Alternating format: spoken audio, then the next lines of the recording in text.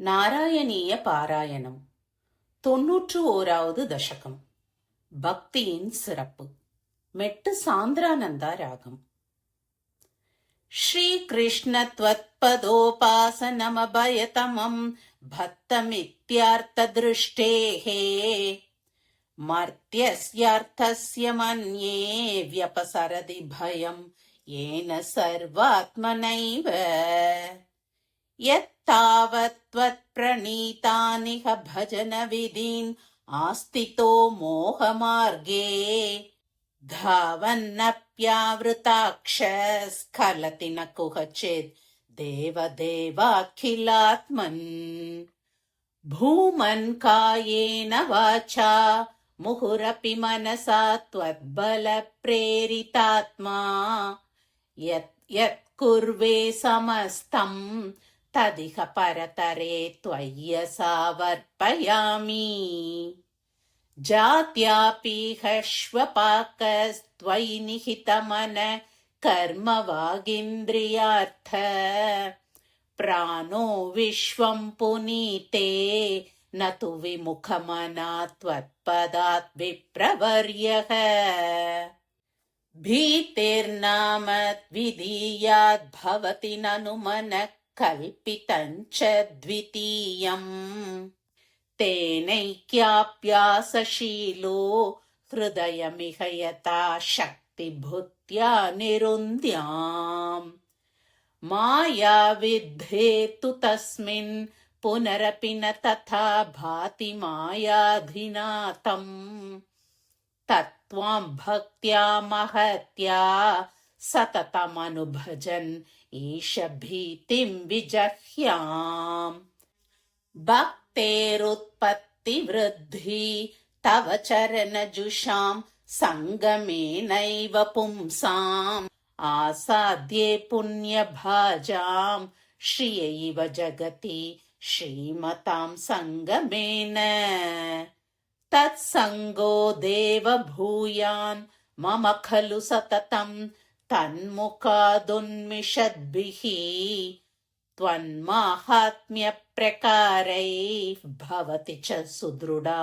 ಭಕ್ತಿರುದ್ಧೂತ ಪಾಪಾ ಶ್ರೇಯೋ ಮಾರ್ಗೇಷು ಭಕ್ತೌ ಅಧಿಕ ಬಹುಮತಿ ಜನ್ಮ ಕರ್ಮಾಣಿ ಭೂಯೋ ಗಾಯನ್ ಕ್ಷೇಮಾನಿ ನಾಮಾನ್ಯಪಿ ತದುಭಯತ ಪ್ರಧೃತಂ ಪ್ರತೃತಾತ್ಮಾ ಉದ್ಯದ್ಧಾಸ ಕದಾಚೇತ್ ಗುಹಚಿದಪಿ ರುದನ್ ಕ್ವಾಪಿ ಗರ್ಜನ್ ಪ್ರಗಾಯನ್ ಉನ್ಮಾದೀವ ಪ್ರನೃದ್ಯನ್ ಐ ಕುರು ಕರುಣಾಂ ಲೋಕಬಾಹ್ಯಶ್ಚರೇಯಂ ಭೂತಾನ್ಯೇತಾನಿ ಭೂತಾತ್ಮಕಮಪಿ ಸಕಲಂ ಪಕ್ಷಿಮತ್ಸ್ಯಾನ್ ಮೃಗಾದೀನ್ ಮರ್ತ್ಯಾನ್ ಮಿತ್ರಾನಿ ಶತ್ರೂನಪಿ ಯಮಿತಮತಿ ತ್ವನ್ಮಯಾನ್ಯಾನಮಾನಿ ತ್ವತ್ಸೇವಾಯಾಂ ಹಿ ಸಿದ್ಧ್ಯೇತ್ ಮಮ ತವ ಕೃಪಯಾ ಭಕ್ತಿದಾರ್ಢ್ಯಂ ವಿರಾಗಃ ತ್ವತ್ತತ್ವಸ್ಯಾವಬೋಧೋಪಿ ಚ ಭುವನಪತೆ ಯತ್ನ ಭೇದಂ ವಿನೈವ ನೋ ಮೋಹ್ಯನ್ ಶುದೃಢಾಧ್ಯೈ ಭವಸರಣಿ ಭವೈ ತ್ವನ್ನಿಲೀನಾಶಯತ್ವಾತ್ ಚಿಂತಾ ಸಾತತ್ಯಶಾಲಿ ನಿಮಿಷಲವಮಪಿ ತ್ವತ್ಪದಾದ ಪ್ರಕಂಪಃ ಇಷ್ಟಾನಿಷ್ಟೇಷು ತುಷ್ಟಿ ವ್ಯಸನ ವಿರಹಿತೋ ಮಾಯಿಕತ್ವಾವಬೋಧಾತ್ ಜ್ಯೋತ್ಸ್ನಾಭಿಸ್ತ್ವನ್ನಕೇಂತೋ ಅಧಿಕ ಶಿಶಿರಿತೇನ ಆತ್ಮನಾ ಸಂಚರೇಯಂ ಭೂತೇಷ್ವೇಷು ತ್ವದೈಕ್ಯ ಸ್ಮೃತಿ ಸಮಧಿಗತೌ ನಾಧಿಕಾರೋಧುನಾ ಚೇತ್ ತ್ವತ್ಪ್ರೇಮ ತ್ವತ್ಕಮೈತ್ರೀ ಜಡಮತಿಷು ಕೃಪಾದ್ವಿತ್ಸು ಭೂಯಾದುಪೇಕ್ಷಾ ಅರ್ಚಾಯಾಂ ವಾ ಸಮರ್ಚಾ ಕುತುಕಮುರುತರ ಶ್ರದ್ಧಯಾ ವರ್ಧತಾಂ ಮೇ ತ್ವತ್ಸಂಸೇವಿ ತಥಾಪಿ धृतमुपलभते भक्तलोकोत्तमत्वम् आवृत्य त्वत्स्वरूपं क्षितिजलमरुद्यात्मना विक्षिपन्ति जीवान् भूयिष्ठकर्मावलिविवशगतीन् दुःखजाले क्षिपन्ति त्वन्मायामाभिभून्माम् अयि भुवनपते कल्पते तत्प्रशान्त्यै त्वत्पादे भक्तिरेवेत्यवदधयि विभो सिद्धयोगी प्रबुद्धः दुःखान्यालोक्य जन्तुषु अलमुदितविवेकोऽहमाचार्यवर्यात् लब्ध्वा त्वद्रूपतत्त्वं गुणचरितकथाद्युद्भवद्भक्तिभूमा मायामेनां तरित्वा परमसुखमये त्वत्पदे मोदिताहे तस्यायं पूर्वरङ्गः पवनपुरपते नाशयाशेषरोगान् श्रीहरये नमः सर्वत्र गोविन्द नाम संकीर्तनं गोविन्द गोविन्द நாராயணீய பாராயணம் 92வது தசகம் கர்மமும் பக்தியும் மெட்டு சாந்திரானந்தா ராகம் வேதை சர்வாணி கர்மாணி அபலபரதயா வர்ணிதானீதி புத்வா தானி த்வய்யர்ப்பிதான்யேவ ஹி சமனுச்சரன் யானி நைஷ்கர்ம்யமீஷ மா பூத் வேதைர்நிஷித்தே குஹசிதபி மனः கர்ம வாசாம் பிரவೃತ್ತಿः दुर्वर्जं चेदवाप्तं तदपि खलु भवत्यर्पये चित्प्रकाशे यस्त्वन्यः कर्मयोगस्तव भजनमयस्तत्र चाभीष्टमूर्तिं हृद्यां सत्त्वैकरूपां दृशति हृदि मृदि क्वापि वा भावयित्वा पुष्पैर्गन्धैर्निवेद्यैरपि च विरचितैः शक्तितो भक्तिपूतैः नित्यं वर्यां सपर्यां विदधदयि विभो त्वत्प्रसादं भजेयम् स्त्रीशूद्रा त्वत्कदादि श्रवणविरहिता आसतां ते दयार्हाः त्वत्पादासन्नयातान् द्विजकुलजनुषो हन्त शोचाम्य शान्तान् वृत्त्यर्थं ते यजन्तो बहुकथितमपि त्वामनाकर्णयन्तो तृप्ता विद्याभिजात्यै किमु न विदधते तादृशं मा कृता माम् पापोऽयं कृष्ण रामेत्यभिलपति निजं गूहितुं दुश्चरित्रम् निर्लज्जस्यास्य वाचा बहुतर कथनीयानि मे विघ्नितानि भ्राता मे वन्त्यशीलो भजति किल सदा विष्णुमित्थं बुधांस्ते निन्दन्त्युच्चैर्हसन्ति त्वयि निहितमतिं तादृशं मा कृता माम् श्वेतच्छायं कृते त्वां मुनिवरवपुषं प्रीणयन्ते तपोभिः त्रेतायां सृक्ष्रुवाद्यङ्कितमरुणतनुं यज्ञरूपं यजन्ते सेवन्ते तन्त्रमार्गैर्विलसधरिगतं द्वापरे श्यामलाङ्गम् नीलं सङ्कीर्तनाद्यैरिह कलिसमये मानुषास्त्वां भजन्ते सोऽयं कालेय कालो जयति मुररिपो यत्र सङ्कीर्तनाद्यैः निर्यत्नैरेव मार्गैरखिलधनचिरात् त्वत्प्रसादं भजन्ते।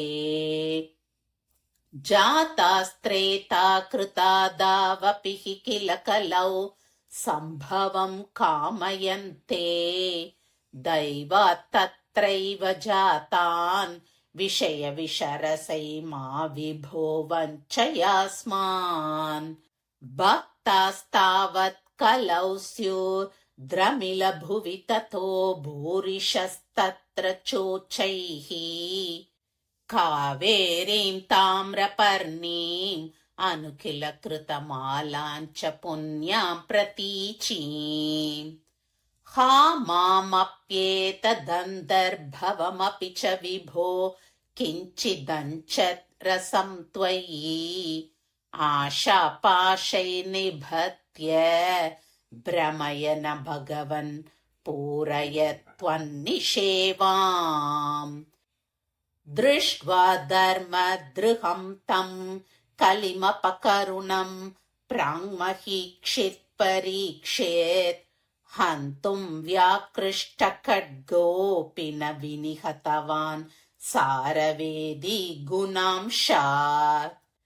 त्वत्सेवाद्याशु सिद्ध्येतत् असदिह न तथा त्वत्परेच्छैष पीरुः। यत्तु प्रागेव रोगादिभिरपहरते तत्र हा शिक्षयैनम्। गङ्गा गीता च गायत्र्यपि च तुलसिका गोपिका चन्दनं तत्। सालग्रामाभिपूजा परपुरुष तथैकादशी नाम वर्णाः। एतान्यष्टाप्ययत्नान्ययि कलिसमये त्वत्प्रसादप्रवृद्ध्या। क्षिप्रं मुक्तिप्रदानीत्यपि तद् ऋषयः तेषु मां सज्जयेताः। देवर्षीणां पितॄणामपि न पुनरुनि किङ्करो वास भूमन्। योऽसौ सर्वात्मना त्वां शरणमुपगतः सर्वकृत्यानि हित्वा। तस्योत्पन्नं विकर्मापि अखिलमपनुदस्येव चित्तस्थितस्त्वं। तन्मे पापोत्थतापान् पवनपुरपते रुन्धि भक्तिं प्रणीयाः। श्रीहरये नमः। सर्वत्र गोविन्द नाम संकीर्तनं गोविन्द गोविन्द। நாராயணீய பாராயணம் 93வது தசகம். ஞானியின் குருமார்கள். மெட்டு சாந்திரானந்தா ராகம்.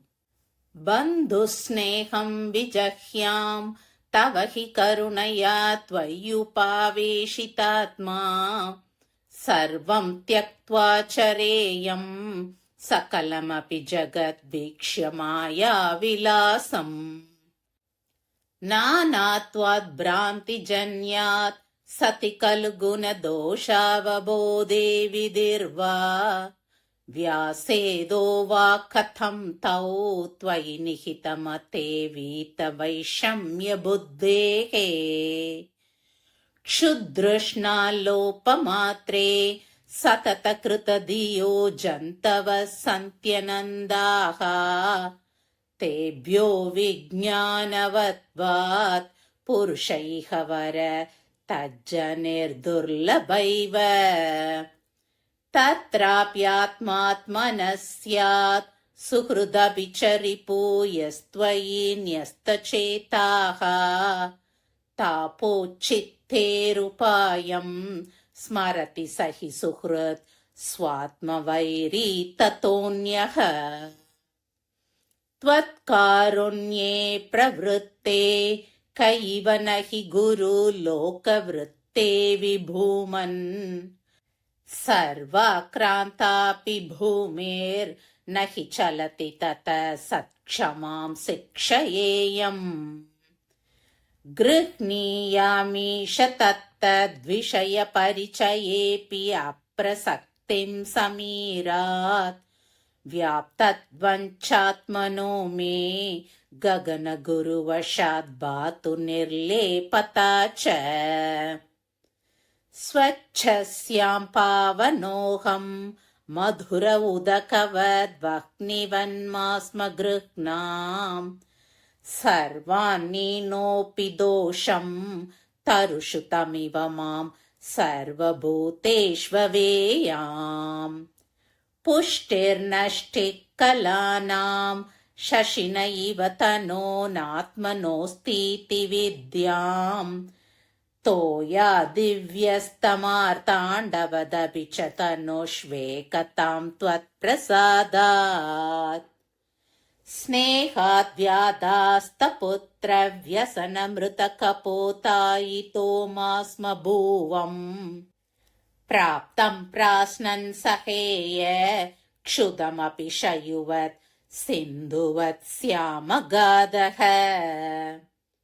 मा पप्तं योषिदादौ शिखिनिशलभवद्भृङ्गवत् सारभागी भूयासं किन्तु तद्वत् धनचयनवशात् माहमीश प्रणेशम् मा भत्यासं तरुण्या गज इव वशया नार्जयेयं धनौघम् हर्तान्यस्तं हिमाद्वी हर इव मृगवन् मामुहं ग्राम्यगीतैः नात्यासज्जेय भोज्ये जश इव बडिशे पिङ्गळावन्निराशः सुप्यां भर्तव्ययोगात् कुरर इव विभो सामिषोऽन्यैर्न हन्यै वर्तेय त्यक्तमानसुखमतिशिशुवत् निस्सहायश्चरेयम् कन्याया एकशेषो वलय इव विभो वर्जितान्योन्यघोषः त्वच्चित्तो नावबुद्ध्यै परमिषु कृतिवक्ष्माभृदायानघोषम् गेहेष्वन्यप्रणीतेषु अहिरिव निवसानि उन्दुरोर्मन्दिरेषु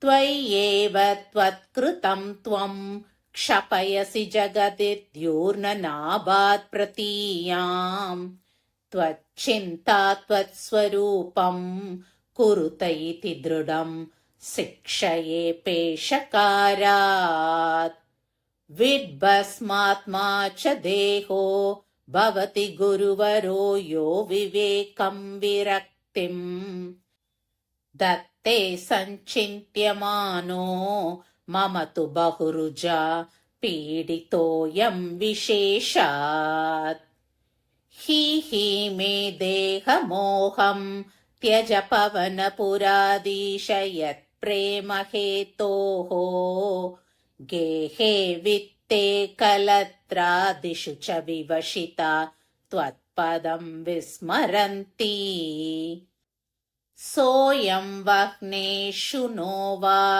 परमिह परतः साम्प्रतञ्चाक्षिकर्ण त्वग्जिह्वाद्या विकर्षन्त्यवशमतयित कोऽपि न त्वत्पदाब्जे दुर्वारो देहमोहो यदि पुनरधुना तर्हि निःशेषरोगान् हृत्वा भक्तिं दृढिष्टां कुरु तव पदपङ्केरुहे पङ्कजाक्ष नूनं नानाभवान्ते समधिगतमिमं मुक्तिदं विप्रदेहम् क्षुद्रेहाहन्त मामाक्षिप विषयरसे पाहि मां मारुतेश। श्रीहरये नमः। सर्वत्र गोविन्द नाम संकीर्तनं गोविन्द गोविन्द। நாராயணீய பாராயணம் 94வது தசகம். ஞானமும் பக்தியும். மெட்டு சாந்திரானந்தா ராகம். शुद्धा निष्कामधर्मै प्रवर गुरुगिरा तत्स्वरूपं परं ते शुद्धं देहेन्द्रियादि व्यपगतमखिल व्याप्तमावेदयन्ते नानात्वस्तौल्यकार्ष्यादि तु गुणजवपुः सङ्गदोत्यासितं ते वह्नेर्दारुप्रभेदेष्विव महदनुता दीप्तता शान्ततादी आचार्याख्यादरस्थारनि समनुमिलत् शिष्यरूपोत्तरारन् यावेदोद्भासितेन स्फुटतर परिबोधाग्निना दह्यमाने कर्माली वासना तत्कृततनो भुवन भ्रान्ति कान्तारपूरे दाह्या भावेन विद्या शिखिनि च विरते त्वन्मयी खल्वस्था एवं त्वत्प्राप्तितोऽन्यो न हि खलु निखिल क्लेशहानेरुपायो नैकान्तात्यन्तिकास्ते कृषिवदगत षड्गुण्य षट्कर्मयोगाः दुर्वैकल्यैरकल्या अपि निगमपथा तत्फलान्यप्यवाप्ता मत्तास्त्वां विस्मरन्त प्रसजति पतने यान्त्यनन्तान् विषादान् त्वल्लोकादन्यलोकक्वनुभयरहितो यत्परार्धद्वयान्ते त्वद्भीतः सत्यलोकेऽपि न सुखवसति पद्मभो पद्मनाभ एवं भावे तु अधर्मार्जित बहुतमसां काकता नारकानां तन्मे त्वं चिन्ति बन्धं वरद कृपण बन्धो कृपापूरसिन्धो याथार्थ्या त्वन्मयस्यैव हि मम न विभो वस्तुतो बन्धमोक्षौ माया विद्या तनुभ्यां तव तु विरचितौ स्वप्नबोधोपमौ तौ बत्ते जीवत् विमुक्तिं गदवदि च भिदा तावती तावदेगो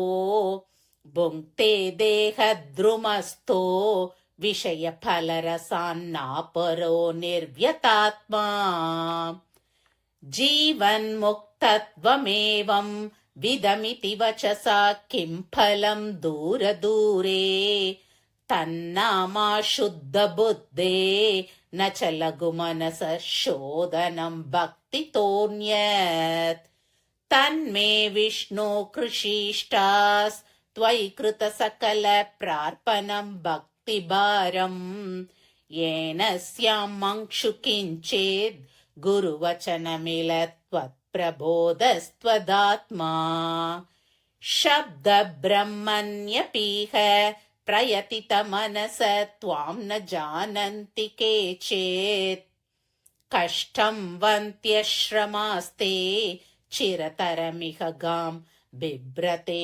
निष्प्रसूदिं यस्यां विश्वाभिरामा सकलमलहरा दिव्यलीलावताराः सच्चित्सान्त्रं च रूपं तव न निगदितं तां न वाचं ब्रियासम् यो यावान् यादृशो वा त्वमिति किमपि नैवागच्छामि भूमन् एवं चानन्यभाव त्वदनुभजनमेवाद्रिये चैद्यवैरिन् त्वल्लिङ्गानां त्वदङ्घ्रि प्रियजनसदसां दर्शनस्पर्शनादिः भूयान्मे त्वत्प्रपूजा नतिनुति गुणकर्मानुकीर्त्यादरोऽपि यद्यल्लभ्येत तत्तत् तव समुपहृतं देवदासोऽस्मि तेऽहम् त्वद्गेहोन्मार्जनाद्यं भवतु मम मुहुः कर्म निर्मायमेव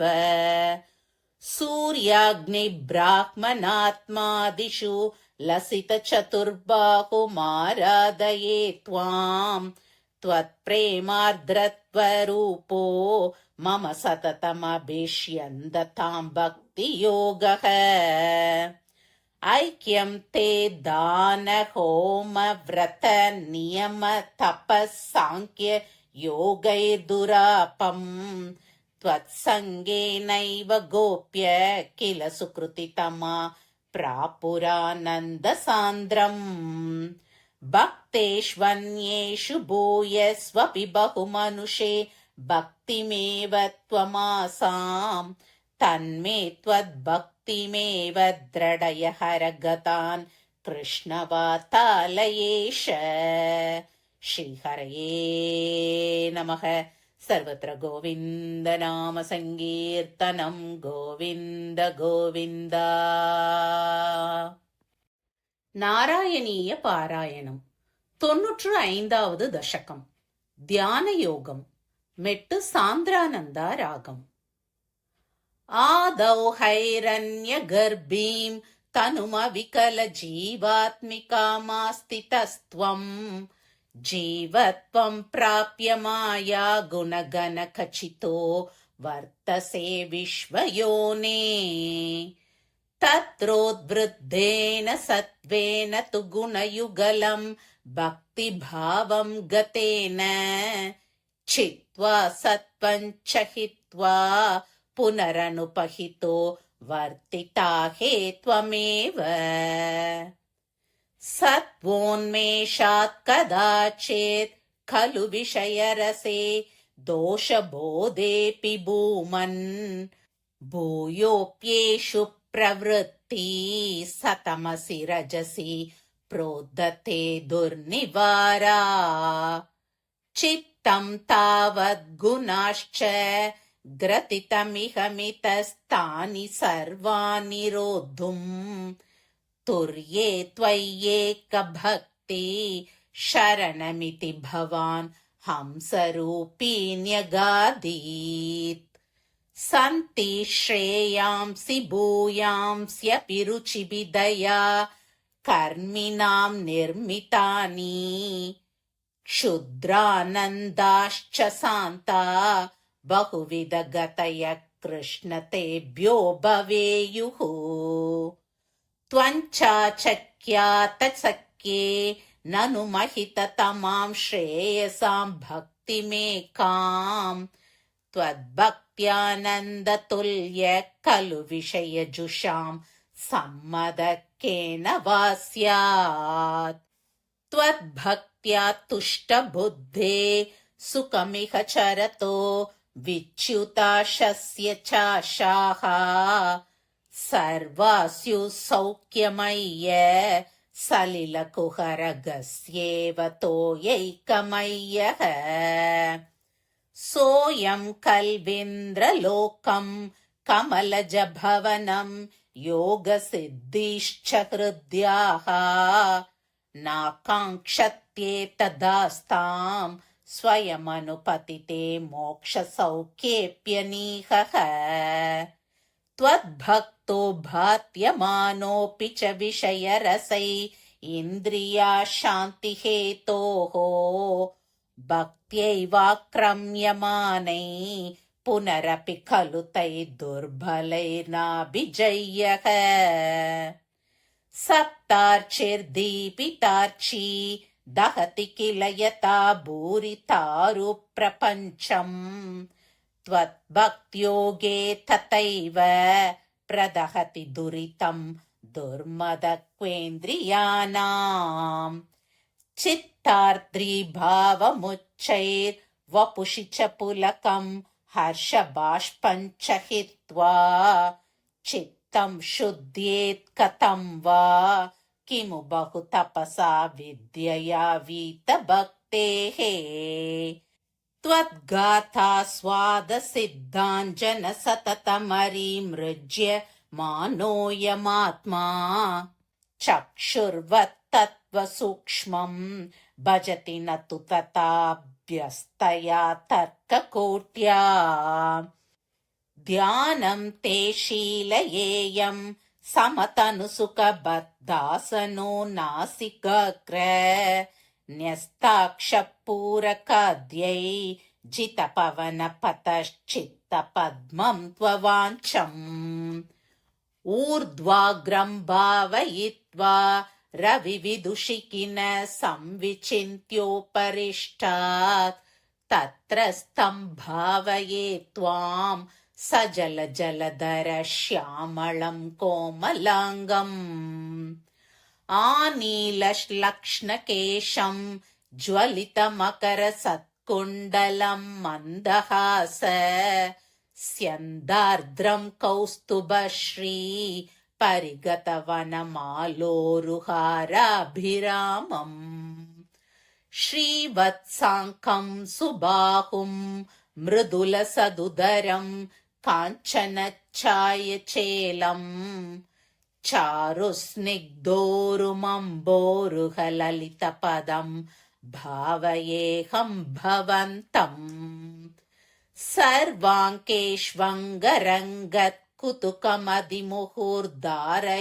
सर्वाङ्केष्वङ्गरङ्गत्कुतुकमधिमुहुर्धारयन्नीशचित्तम् तत्राप्येकत्र युञ्जे वदन सरसिजे सुन्दरे मन्दहासे तत्रालीनं तु चेतः परमसुखचित् अद्वैतरूपे वितन्वन् अन्यन्नो चिन्तयेयं मुहुरिति समुपारूढयोगो भवेयम् इत्थं त्वद्ध्यानयोगे सति पुनरनिमाद्यष्टसंसिद्धयस्ताः दूरश्रुत्यादयोऽपि ह्यहमहमिकया सम्पतेयुर्मुरारे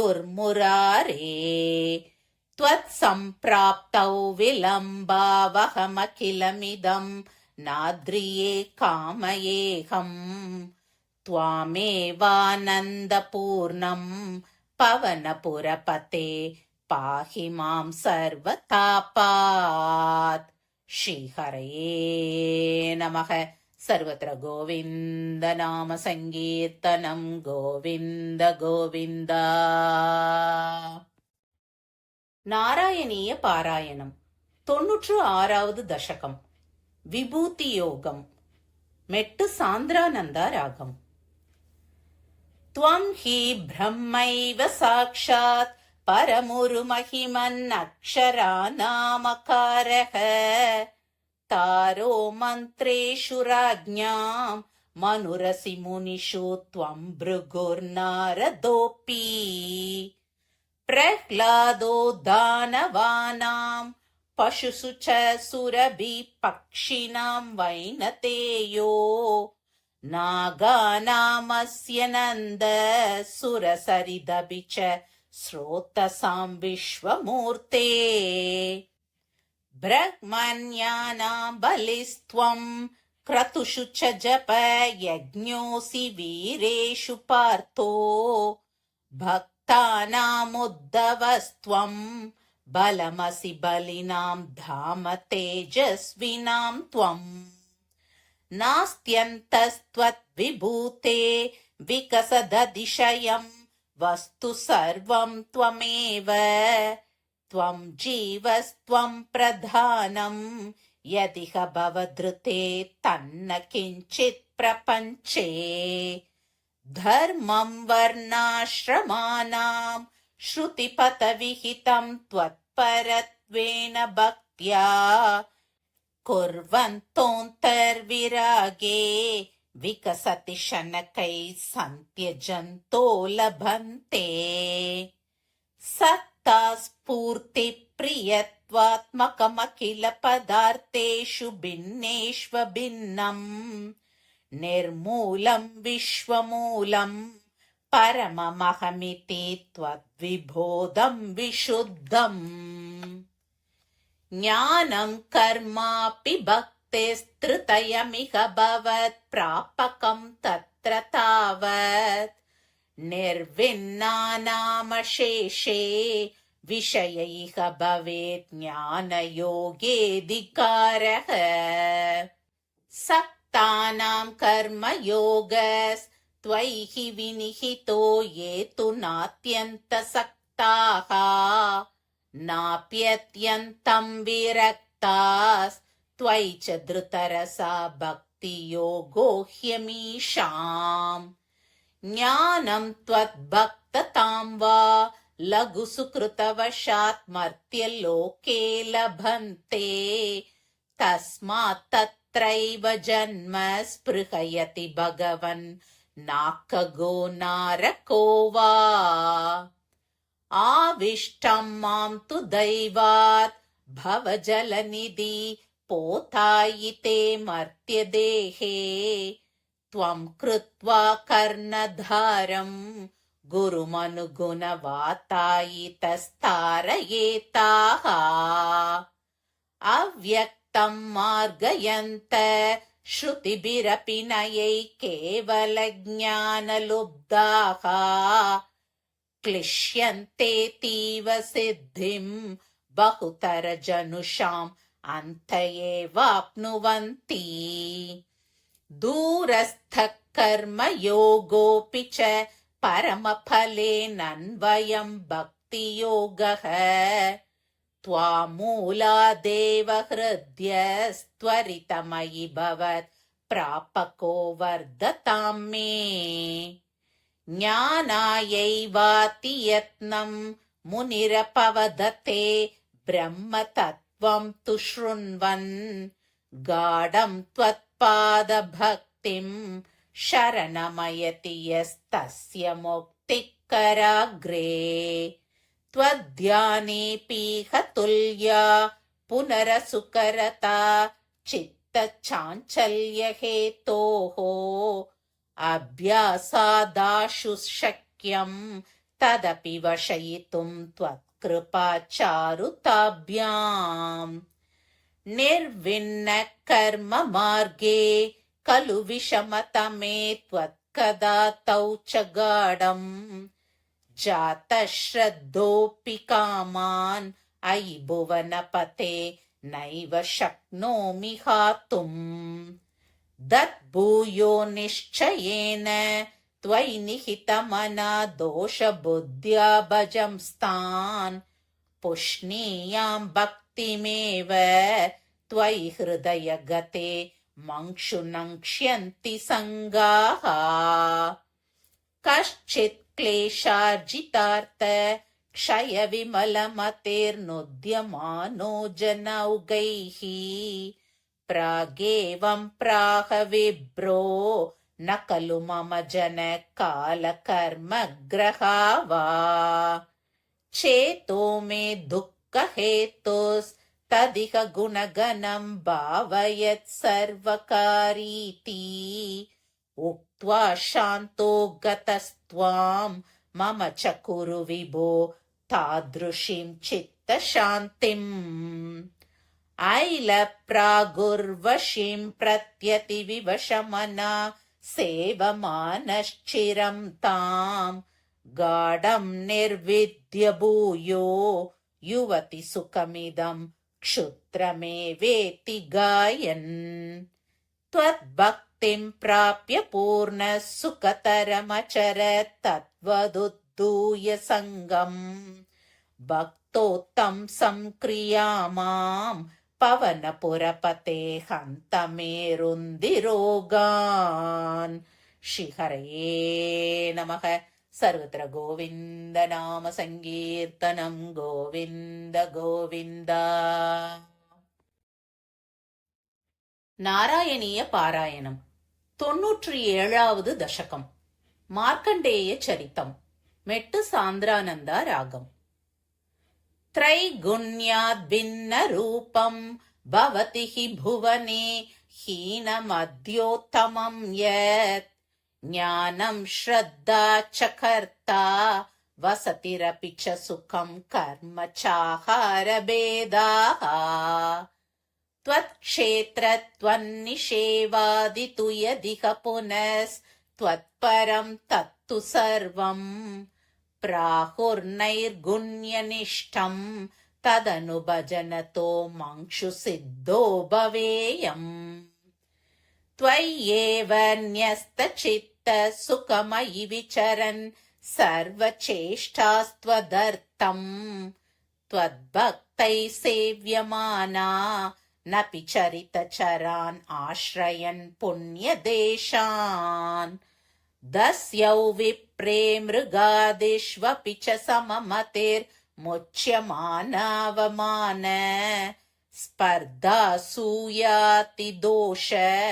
सततमखिल भूतेषु सम्पूजये त्वाम् त्वद्भावो यावदेषु स्फुरति न विशदम् तावदेवं ह्युपास्तिम् कुर्वन्नैकात्म्यबोधे झटिति विहसति त्वन्मयोऽहं चरेयम् त्वद्धर्मस्यास्य तावत् किमपि न भगवन् प्रस्तुतस्य प्रनाशः तस्मात् सर्वात्मनैव प्रदिश मम विभो भक्तिमार्गं मनोज्ञम् तञ्चैनं भक्तियोगं दृढयितुमयि मे साध्यमारोग्यमायुः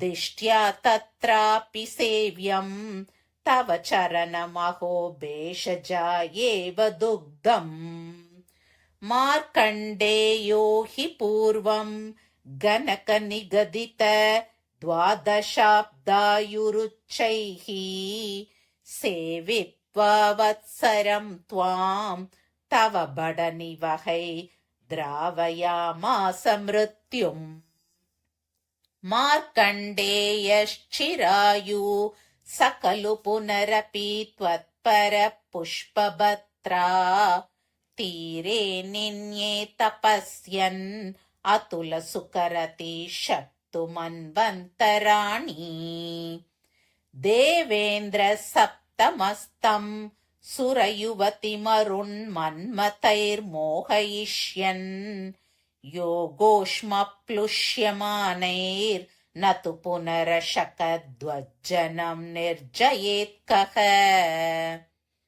प्रीत्या नारायणाख्यस्त्वमत नरसक प्राप्तवानस्य पार्श्वम् तुष्ट्या तोष्टूयमानस् स तु विविधवरैर्लोभितो नानुमेने द्रष्टुं मायां त्वदीयां किल पुनरवृणोद्भक्तितृप्तान्तरात्मा माया दुःखानभिज्ञ तदपि मृगयते नूनमाश्चर्यहेतोः या ते त्वय्याशु वाताकुलजलदगलत् तोयपूर्णातिगूर्णत् सप्तार्णो राशिमग्ने जगति सतु जले सम्भ्रमन् वर्षकोटिः दीनप्रैक्षिष्टदूरे वटदलशयनं कञ्चिदाश्चर्यबालम् त्वामेव श्यामलाङ्गं वदन सरसिज न्यस्तपादाङ्गुलीकम् दृष्ट्वा त्वां हृष्टरोमा त्वरितमभिगत स्प्रष्टुकामो मुनीन्द्रः श्वासेनान्तर्निविष्टः पुनरिह सकलं दृष्टवान् विष्टपौगम् भूयोऽपि श्वासवादैर्बहिरनुपतितो वीक्षितस्त्वत्कटाक्षैः मोदादाश्लेष्टुकामस्त्वयि पिहिततनौ स्वाश्रमे प्राग्वदासीत् गौर्या सार्धं तदग्रे पुरभिदतगत त्वत्प्रियप्रेक्षणार्थी सिद्धानेवास्य दत्त्वा स्वयमयमजरां मृत्युतादीन् गतोऽभूत् एवं त्वत्सेवयैव स्मररिपुरपि स प्रीयते येन तस्मात् मूर्तित्रयात्मकस्त्वं ननु सकलनियन्तेति सुव्यक्तमासि द्र्यंशेऽस्मिन् सत्यलोके विधिहरिपुरबिन्मन्दिरान्यूर्ध्वमूर्ध्वम् तेभ्योऽप्यूर्ध्वं तु माया विकृतिविरहितो भाति वैकुण्ठलोकः तत्र त्वं कारणम्बस्यपि पशुपकुले शुद्धसत्त्वैकरूपी सच्चिद्ब्रह्माद्वयात्मा पवनपुरपते पाहि मां सर्वरोगात् करारविन्देन पदारविन्दं मुखारविन्दे विनिवेशयन्तम् वटस्य पत्रस्य पुटेशयानं बालं मुकुन्दं मनसा स्मरामि. श्रीहरये नमः.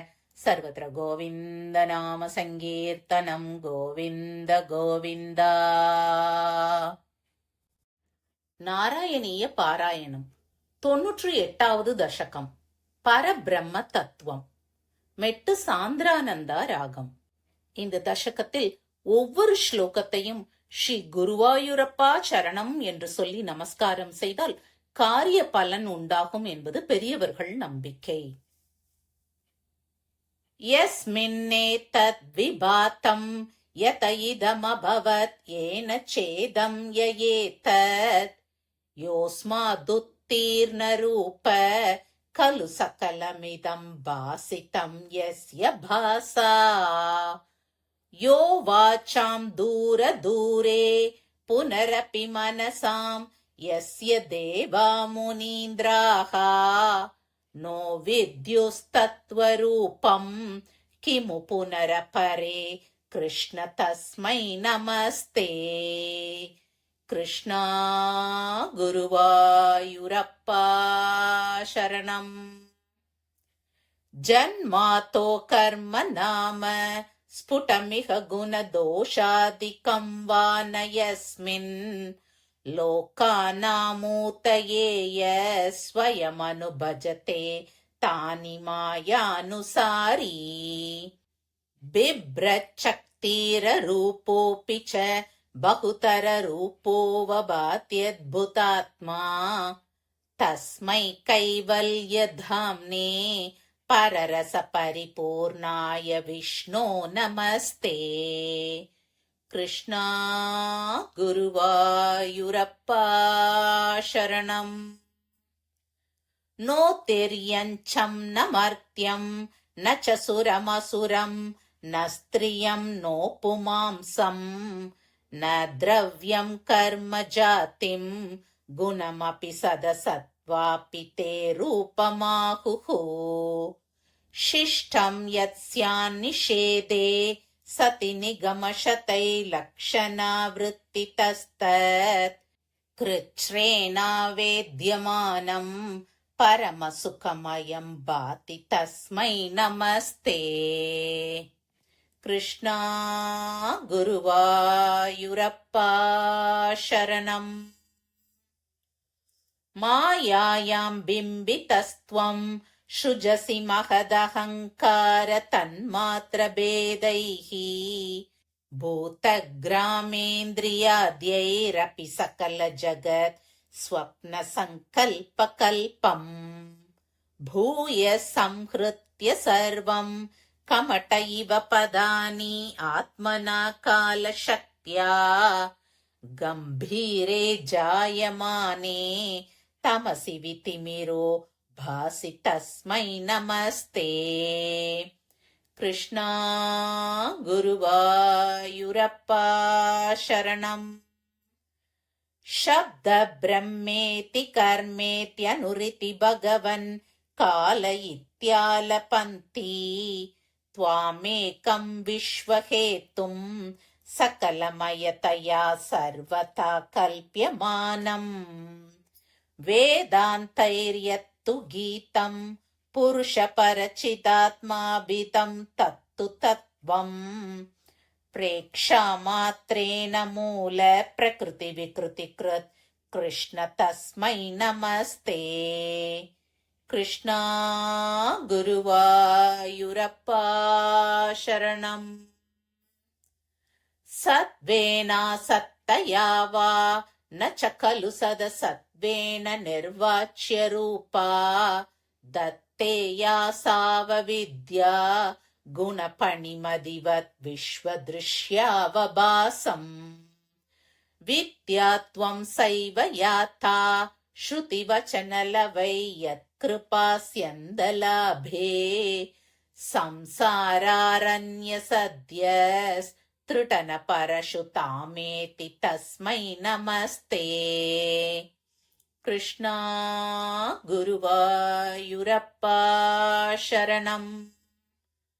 भूषासु स्वर्णवद्वा जगति गडशरावादिके मृत्तिकावत् तत्त्वे सञ्चिन्त्यमाने स्फुरति तदधुनापि अद्वितीयं वपुस्ते। स्वप्नद्रष्टुप्रबोधे तिमिरलयविदौ जीर्णरज्जोश्च यद्वत् विद्यालाभे तथैव स्फुटमपि विकसेत् कृष्ण तस्मै नमस्ते। कृष्णा गुरुवायुरप्पा शरणम्।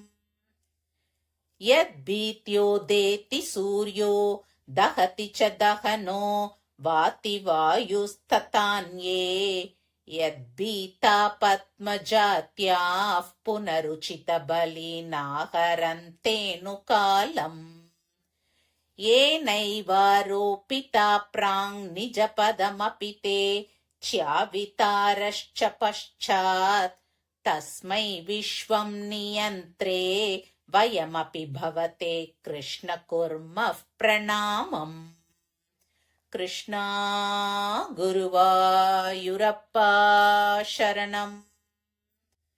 त्रैलोक्यं भावयन्तं त्रिगुणमयमिदं त्रयक्षरस्यैकवाच्यं त्रिशानामैक्यरूपं त्रिभिरपि निगमै गीयमानस्वरूपम् तिस्रोऽवस्थाविदन्तं त्रियुगजनिजुषं त्रिक्रमाक्रान्तविश्वं त्रैकाल्ये भेदहीनं त्रिभिरहमनिशं योगभेदैर्भजे त्वाम्।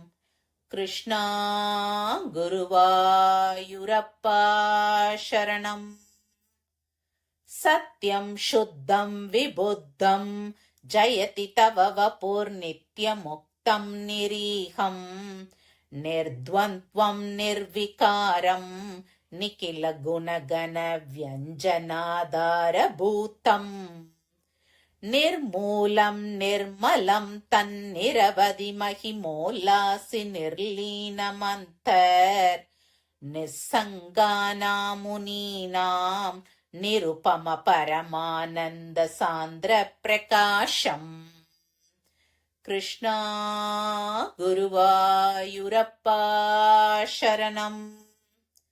दुर्वारं द्वादशारं त्रिशतपरिमिलत् षष्टिपर्वाभिवीतं सम्भ्राम्य क्रूरवेगं क्षणमनुजगताच्छिद्य सन्धावमानम् चक्रं ते कालरूपं व्यतयतु न तु मां त्वत्पदैकावलम्बम् विष्णो कारुण्यसिन्धो पवनपुरपते पाहि सर्वामयौगात्।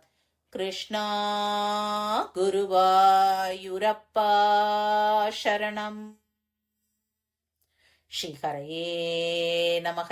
सर्वत्र गोविन्द नाम संकीर्तनं गोविन्द गोविन्द।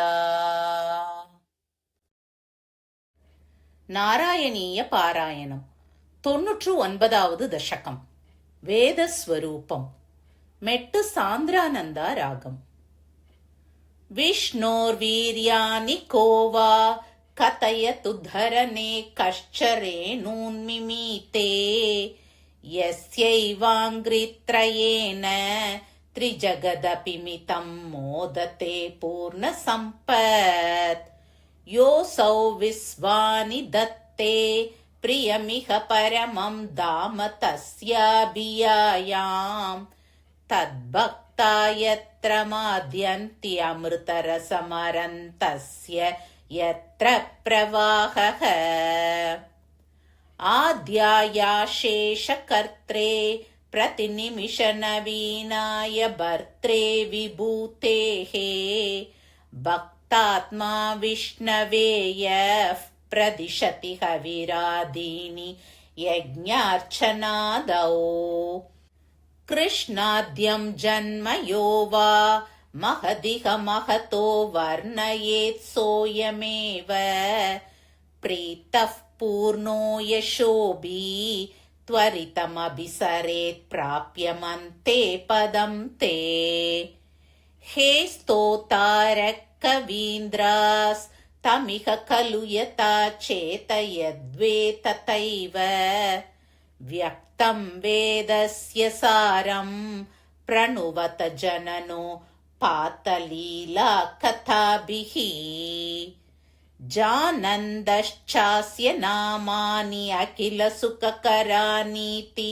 संकीर्तयत्वं हे विष्णु कीर्तनाद्यैस्तव खलु महतस्तत्त्वबोधं भजेयम् विष्णो कर्माणि सम्पश्यत मनसि सदा यै स धर्मान् बध्नात् यानीन्द्रस्यैष भृत्यः प्रियसख इव च व्यातनोत्क्षेमकारी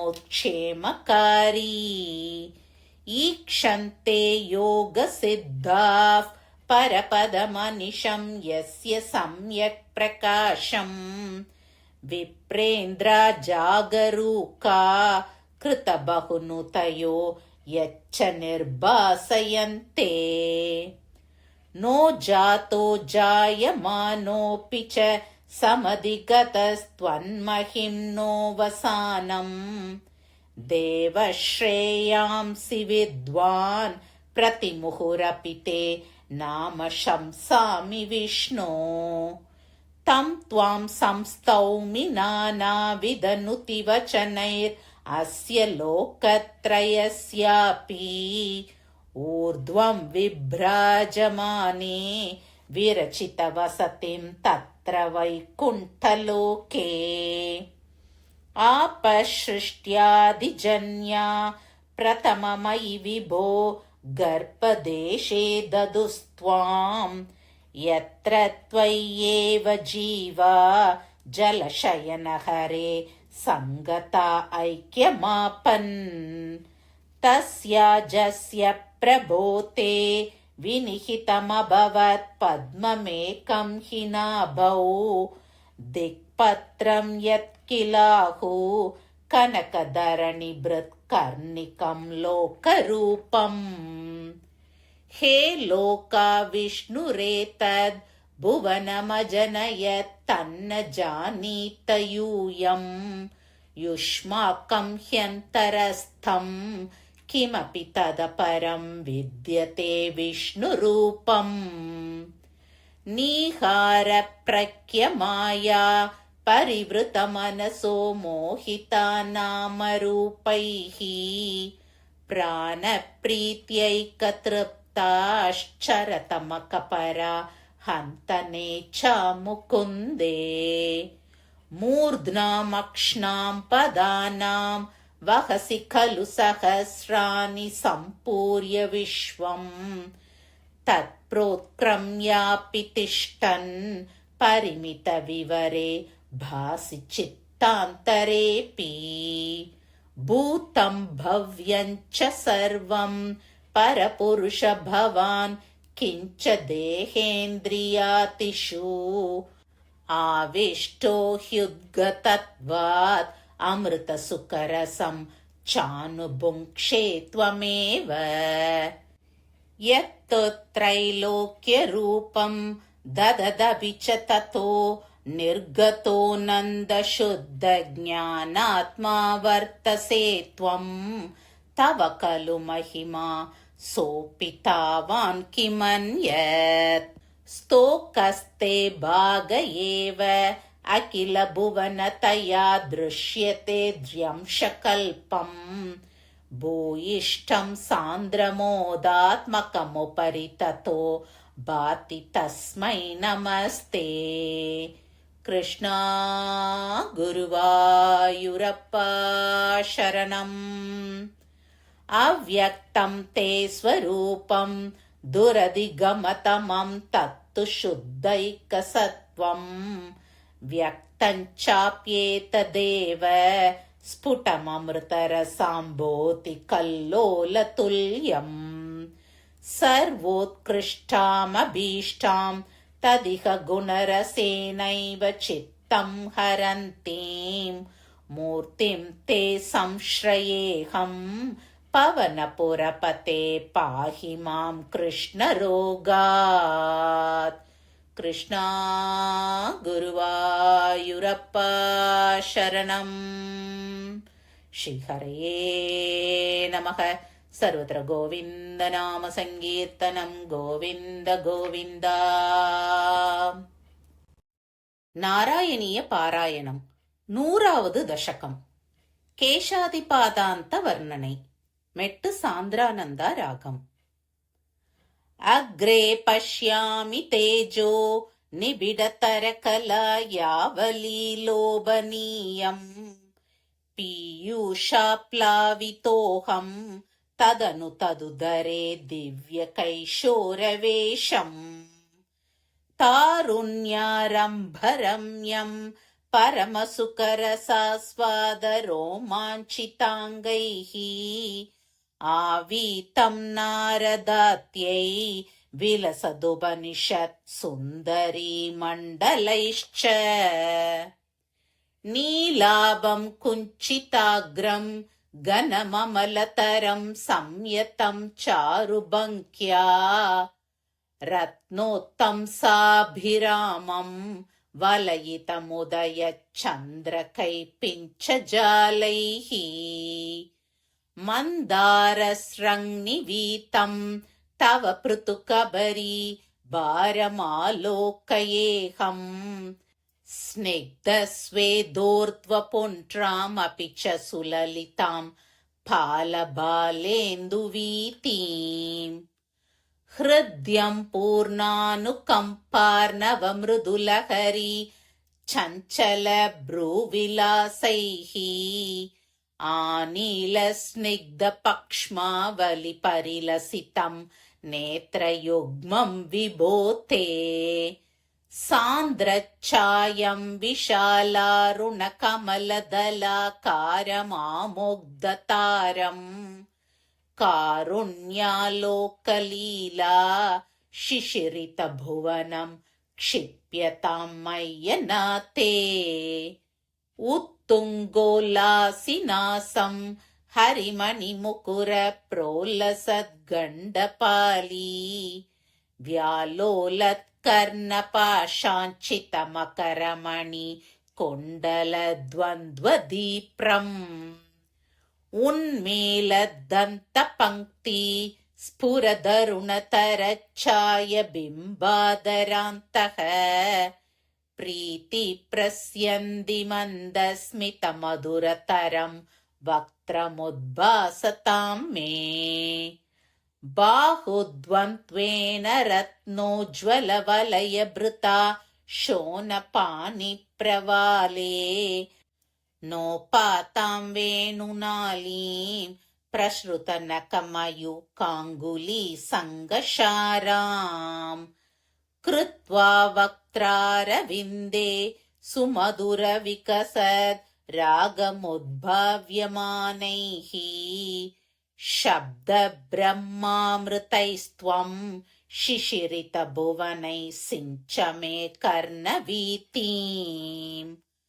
उत्सर्पत्कौस्तुभश्री ततिभिररुणितं कोमलं कण्ठदेशं वक्षश्रीवत्सरम्यं तरलतरसमुद्दीप्रहारप्रतानम् नानावर्णप्रसूनावलिकिसलयिनीं वन्यमालां विलोलल्लोलम्बां लम्बमानाम् उरसि तव तथा भावये रत्नमालाम् अङ्गे पञ्चाङ्गरागैर् अतिशयविकसत् सौरभाकृष्टलोकम् लीनानेकत्रिलोकी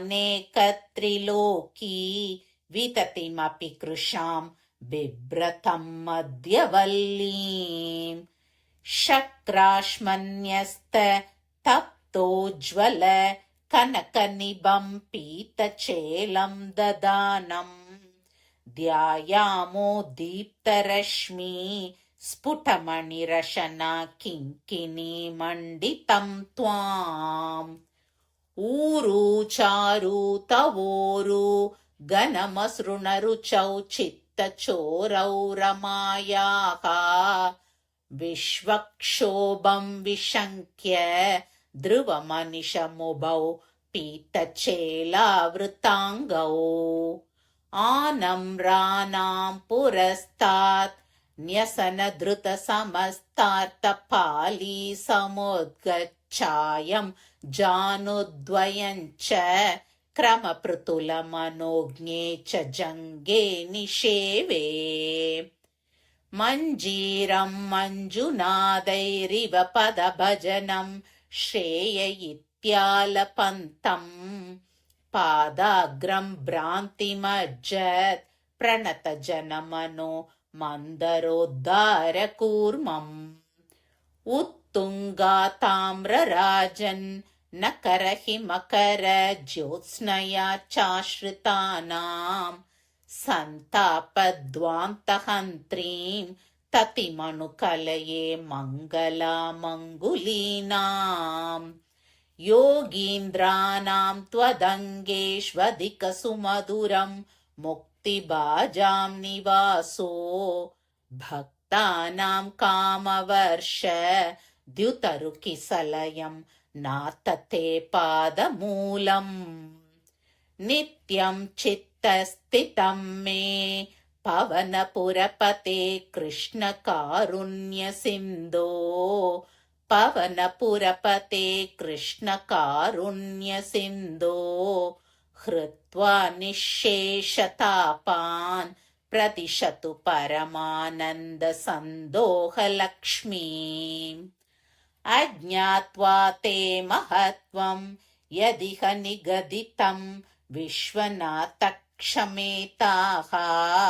स्तोत्रम् चैतत् सहस्रोत्तरमधिकतरम् त्वत्प्रसादाय भूयात् द्वेधा नारायणीयम् श्रुतिषु च जनुषा स्तुत्यता वर्णनेन स्फीतम् लीलावतारैरिदमिह कुरुताम् आयुरारोग्यसौख्यम् स्फीतम् लीलावतारैरिदमिह कुरुताम् आयुरारोग्यसौख्यम् स्फीतम् लीलावतारैरिदमिह कुरुताम् आयुरारोग्यसौख्यम् सान्द्रानन्दावबोधात्मकम् अनुपमितम् कालदेशावधिभ्याम् निर्मुक्तम् नित्यमुक्तम् निगमशतसहस्रेण निर्भास्यमानम्